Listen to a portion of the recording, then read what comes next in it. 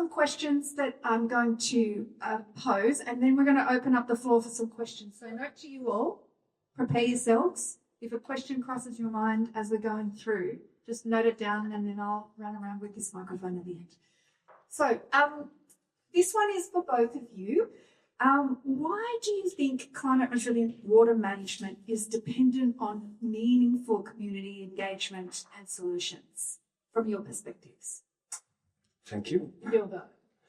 Look, I'll try and make a good go of this, but I think it's intrinsic, right? You have an instinctive feel for this already. We just had an election. It's part of democracy, first of all. So we know that it's in the broader context of democratic practice. That's straightforward. But when you think about what we've achieved in Australia in water management, let's think of some of the ways of doing water management that have evolved in Australia, whether it is water sensitive cities is one of them, actually. Water stewardship or safe water planning. And these are things that have grown quite well in Australia and are practiced as standard practice of water management. All of these have a basis in engagement with communities. Now the thing is, there's community consultation and there's community participation. So I used to do environmental impact statements. One of them was the M5 East motorway in Sydney. And you know, those exhaust stacks coming out of Warline Creek area were quite controversial. And I was doing the community consultations for that. And we would divide the communities into small groups so that we could manage those consultations. And this is 25, 30 years ago. So things I think have evolved a lot. When I look at the water sector and how we do what Tony was talking earlier this morning about core design. Now, why do you do that? First of all, resilience happens at different scales. So when you're trying to engage your communities, you have to have an idea of the scale you want to achieve. And the context of the work that we do through the Australian Water Partnership is in a way naturally limited by the budget and the time you have to do something. So if you're going to try to bring about climate resilient, water management, it's a big call. I understand that. It's a big call to achieve in the time and budget that you have available to you. But it has to be intrinsic to what you're doing. Why? Because we know that locally led solutions are actually the ones that deliver a sustainable result. But that doesn't mean, as we heard this morning, that you don't let go of the technical solution, the technical expertise that you bring with you to a community. So I believe communities are not static. We don't do development work in communities with this perspective that they are static in time. No, communities develop, they are dynamic. So when you talk about engaging with communities, it's a dynamic process. If you don't do that, you won't have ownership. If you don't have ownership by communities, you're going to have problems. You will have passive resistance, for example. Whatever you want to lay on top of, as a technical solution is not going to go very far. So back to that, those exhaust stacks in Warline Creek. If we hadn't consulted with communities for the motorway development, if we hadn't done that well, the project just wouldn't have gone ahead. So in practical terms, resilience in this case is about actually getting something done with the kind of technical overlay that you have, that you've thought about and you've designed, and you know is best practice. Yeah, and of course, that's all exactly right. And I'd only add that, in Australia, we've had our own history of our own journey where we thought about water from a purely economic perspective, and then we sort of went, there's more to it than that. And then there's a social perspective and there's an environmental perspective. So there's a journey just in Australia of our perception and understanding of water. So understanding that and that's only evolved as more and more people have got involved in water. Like, it's one thing Australia does well, right, is water, because we've all been engaging in it over 30, 50 years and fully understanding what it involves. And as a result, our scope has broadened and we fully understand it more and think about it in a lot more different ways. And even as climate change is approaching, what role water plays in that. So, yeah. One of the ways that I'm sure that knowledge has developed is by drawing on the Indigenous practices around water management in Australia. So, Michelle, can you tell me what we've learned in Australia from Indigenous practices and how they can inform and drive policy on climate resilient water management? Yeah. So I know that my department's spent a bit of work on this. We've got AWP, we've got cultural water. So there's a lot of work that's been done on this in the last 2 years, 3 years. They've done an extensive community engagement, First Nation engagement across Australia. And there's 3 things that they pulled from that, which I found fascinating. Firstly, of course, in First Nation engagement, there is 52 nations, all with their own governance structures and management perspectives, and they have their own nation politics and their own perspectives. And so we have to think about all 52 nation perspectives in our approaches. Just take a minute, 52. That's a lot, right? So the solution to that is we have to customise engagement. There's no way around it. You can't dodge this. You have to customise your engagement approach. You have to recognise the diversity, and you have to actually engage culturally, have proper facilitate properly culturally, right? 52 different ways in one basin. So that's, there's no way around that. Got it? That's one. They don't get easier. So the second one is that there is historical distrust, and especially with bureaucrats. Trust is something else. I've got 30 years of community engagement experience. You break trust in one generation, you've got 20 years generally to wait until you sort the next lot. So you've got a huge trust issue. And the solution, again, is that slow journey of trust building and relationship building. As Carleen said, I've got a book at home of Carleen quotes, and she just said it this morning that we just needed to know how to do people. We know how to do the technical, we just need to learn how to do people. And, yeah, sorry to burst your bubble, we're not great at that, as this research showed.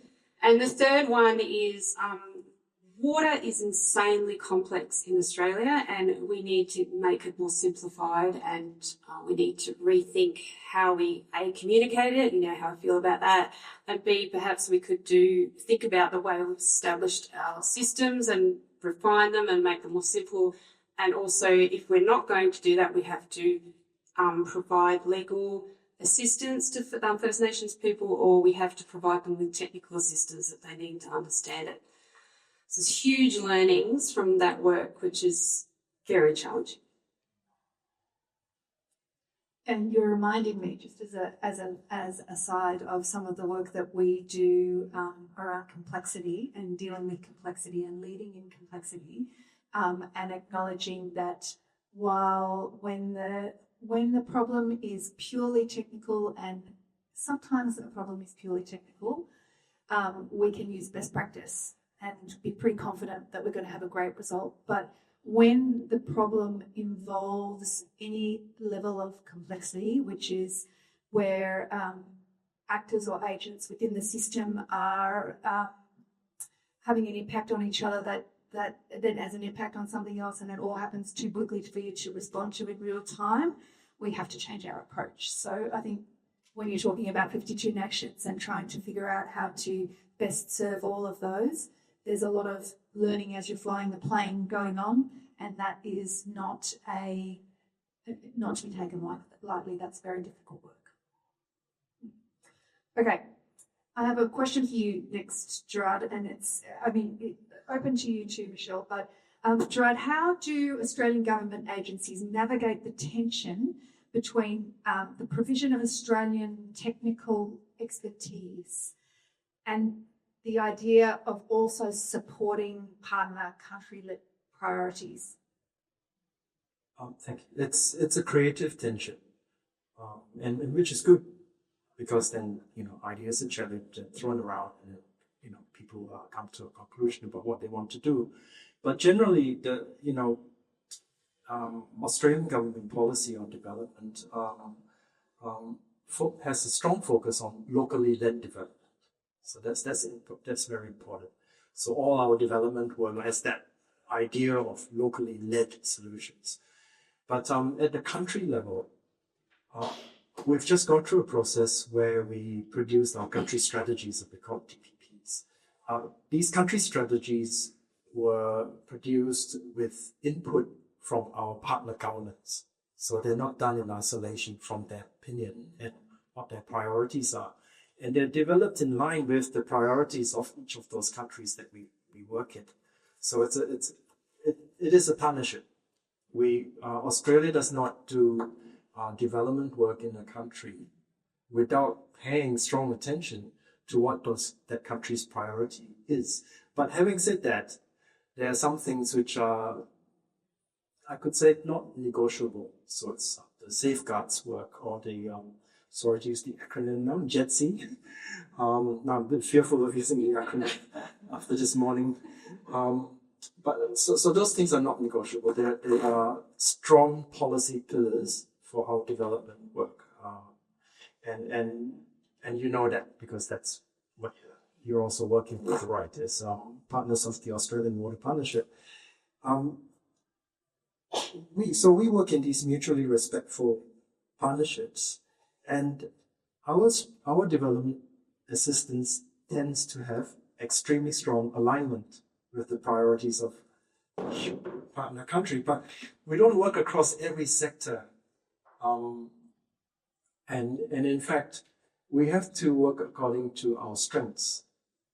So in this case, we're talking about, we are water people in this room, doing different, they're engineers, they're policymakers, there are social scientists, and so on in this room.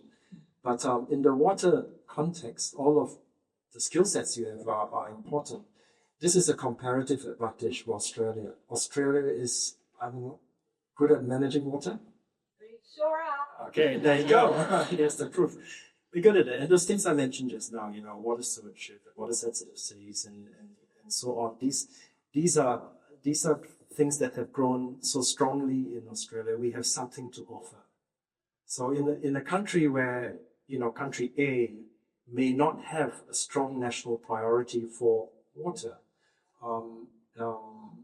So with the change, for example, the change of government in Indonesia to our President Prabowo, maybe waters may have subsided a little bit compared to the previous administration. So we may reflect that in our bilateral programming in Indonesia, but at the end of it all, we have to ask ourselves the question: where does Australia have a comparative advantage? Where can we do really good work and achieve good results? And I think the water sector is one of them. So when we engage with the government of, in this case, Indonesia, water's on the table, right? It's there. So we've been working on water in Indonesia for 40 years or more. So the question may be asked, why are we still doing water work in Indonesia? Well, 120 million people still don't have access to piped water in Indonesia. 120 million people.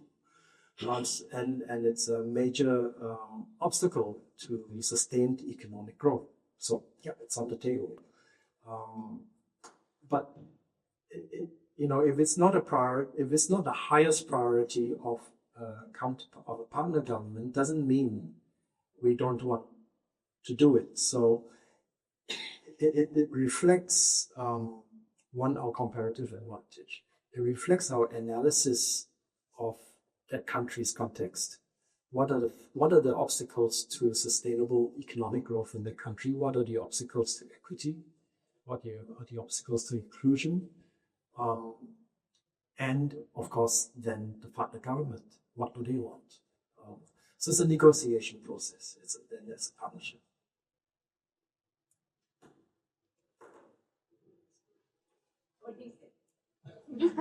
So I'm interested too then in yes, we bring a lot of expertise to the region and we have a lot of knowledge that we can impart and a lot of history with resilient water management.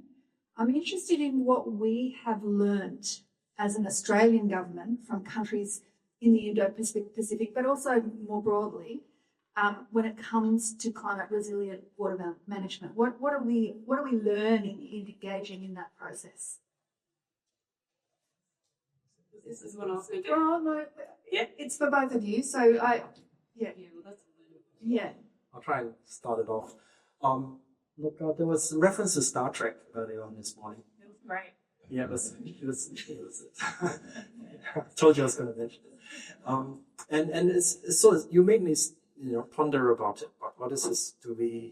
Are we observers or are we participants? And I tend to believe we are participants. I'll give you an example. So how things happen in a country, in country A, B, or C. So once I went on a field visit with government officials of a country, and we went off in 11 white pickups to a poor rural community, and a very poor rural community looking at rice and irrigation. So there's a water element to it. And the pickups all went to a cloud of dust and they were lined up along the road. You could see them from a kilometer away. And all government officials jumped out, and I'm the Australian rep in that group. So I'm with that group. Jumped out, walked to the farmers and said, "This is what you should do." What's my role there? I mean, I'm part of this group, so I'm seen as supporting this approach to engagement with a local community. I can't avoid being in that group. That's my role, representing DFAT. But what we have to do then is follow up. We have to get our program to follow up and engage with the community. So one of the things we learned is that you have to understand the political economy, how things work in that country. At the same time, we also are acutely aware we want to deliver development results. You want to deliver results. So how do you work in that context? You've got to be clearer about it. I think there were some really good suggestions this morning also about to do that. And you've got to find the right agents. And you can't avoid, no matter what level you are, the most senior bureaucrat in the embassy or the most junior, you need to have an eye on what are people actually thinking. And if you miss that, your $1 million or how many $1 million investment or $100,000 investment is just not going to work. So that's one of the big lessons for me, is that you've got to find ways to engage with communities. So in that context where I was stuck with 16 white pickups, I would have some quiet conversations on the side and figure out, okay, how do we come back to these people and talk with them? The other thing is, I think what you said just now, Michelle, water in Australia is highly complex. Guess what? That's common across the world. Water management is complex across the world. So you guys manage one of the most complex sectors. There's just you can't get around that. It is complex. It's contested. And you get into water management, it's highly contested. You get multiple jurisdictions, overlapping, duplicated jurisdictions and so on. So how do you figure your way through that? Sometimes it may be in country A, we will go to the top, to the very top and get leadership from there. In other countries, you might try to go the UNICEF way and run a kind of a coordination group.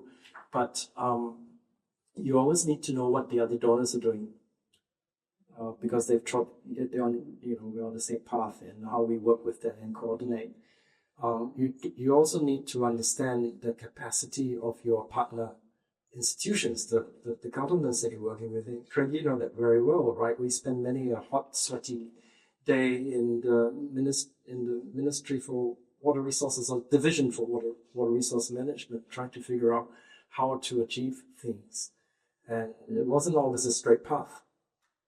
You got to find ways to work it, because ultimately, no matter what, whether it's a top-down hierarchical culture, there are always ways to engage and work through that complexity. If you don't do that, you're not doing your job. Another thing to learn is that I've learned is that you go into communities with a whole lot of information. Technology, ABCD, you can do this, and fantastic valves and meters and so on. And climate change is so, it's coming around the corner, and it's going to do this and this to you. And communities get overwhelmed. Government departments get overwhelmed, and they don't know what to do. You're actually disempowering them. So if you stand back as an observer, you can be, in a way, you're implicit in what is rolling out in front of you. So, you're not actually an observer anymore. You can't avoid. You are implicit. So maybe not possible in many. Yeah. The biggest lesson is to be creative, but to know your boundaries, to know what you can achieve. And back to what points I made this morning about do no harm, you've got to be always very aware of the time you have, the resources, budget, people, the skill set that's available to you and what you can pull off in that time frame. And if you know that that's limited, then you've got to find agents to work with who will continue it, because sustainability is just as important as the initial effect. Michelle, I would love for you to share, I know you have one, share an example of how local knowledge has been kind of used successfully and the outcomes that have come of that. I'm itchy. She said she could talk all day about this, so just... And there's someone else in the room who could talk all day about this. So I like the comment that was made earlier by our previous presenter that, Robin, you really had me questioning my whole universe for a moment when you said, if you've got a shopping list at the end of your engagement, you've done it wrong. And I had to text below after that, Carly. I was like, oh my gosh. But, so an example, and I'll give you an example, and I thought, no, I think I've got it right.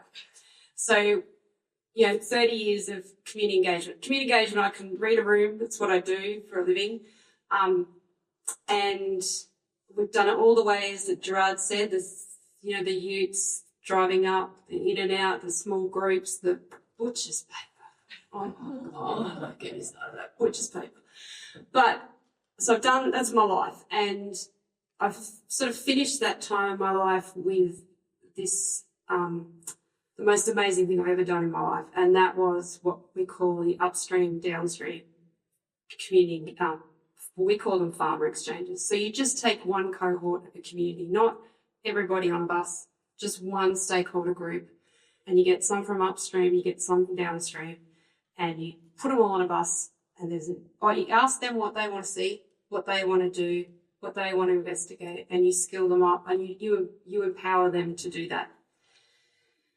I just wish everyone could be on that bus and watch that process. Now, I don't know how many of you know the Murray Basin as well.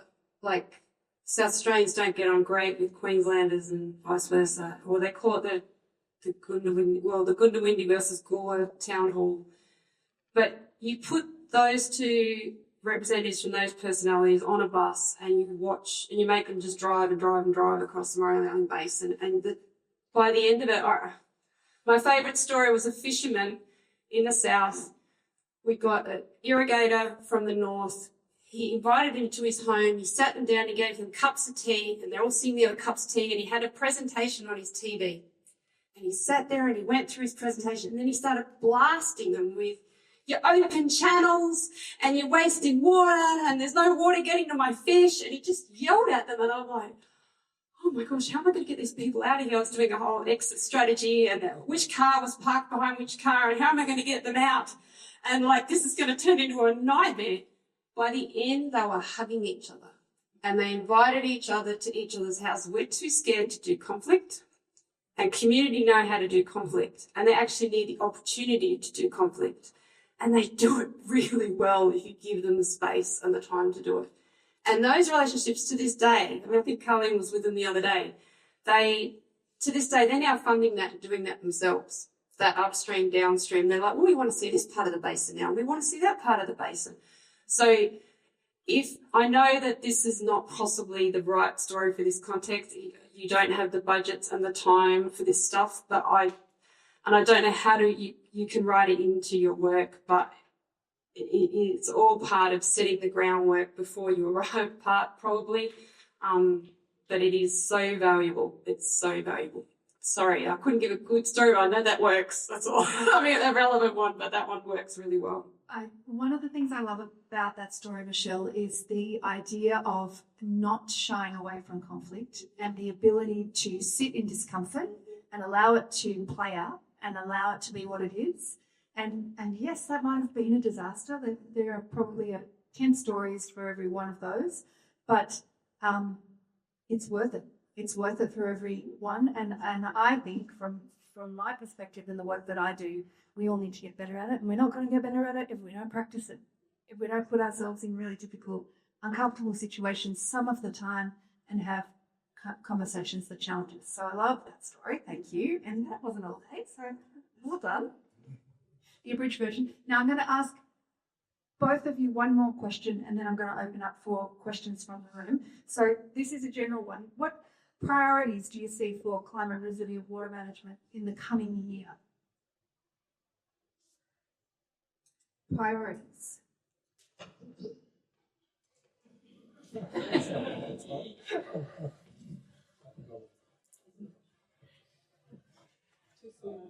Yeah. I'm still coming out with my story. It's a great story. I guess Australia will still be going for COP now, right? So I think that will be a priority for us in the administration, in your government. The work that we do is to, in this case, to get water management and climate resilient water on the agenda for COP coming up, whether it's in Australia or elsewhere. Yeah, that'll be one thing. The UN Water Conference is something we're really focusing on. We're looking at a high-level panel at World Water Week to elevate First Nation voices, like that's still very much on the agenda. And I just wanted to reinforce the question about where does GEDC sit in now that we have a loudmouth on the other side of the world. That very much still an Australian priority, policy priority for GEDC. So, we live here, it's still a priority here. Yeah. Okay, thank you. Now we're going to open up for... One thing, please, just one. Sorry, so another priority that I'd like to see concerns all of you in what AWP is and what it becomes and how it grows. I think the AWP brand is incredibly strong and well recognized in many, many countries. So, well done to all the hard work that you put the hard work into it. So thank you so much for that. One thing I would like to see as a priority is how we translate from thinking about finance in the sector to actually doing gimmies for water in the sector. That's wonderful. Thank you. Okay. So I'd like you to raise your hand if you have a question that you would like to ask either Gerard or Michelle. I've got a microphone and phone too, so he's coming to you. Thanks. This is a question to both or either of you. I'm Matthew Tosh from the International Water Centre at Griffith Uni. Whether it's the design and operation of a pipe or a pump or a place setting and regulatory mechanism, you don't need to go very far to find people in the water sector. What do you think are the most important actions that we need to take to invest in developing people in the human capital, whether it's individuals or workforces, to achieve climate resilient water management? In Australia or? Whichever context, internationally or Australian, whichever one you're most comfortable talking about. I'll try first. Well, Griffith University does a lot of great stuff, training people. So some of the work that DFAT contracts Griffith Uni to do these Australia Awards programs, it's short courses that are fantastic.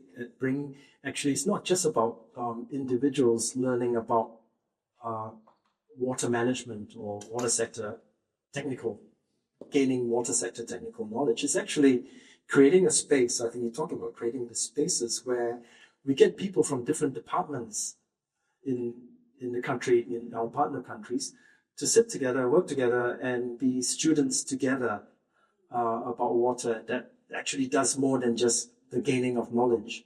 It's also about learning how to work with each other, because it's there are a lot of smart people in everywhere.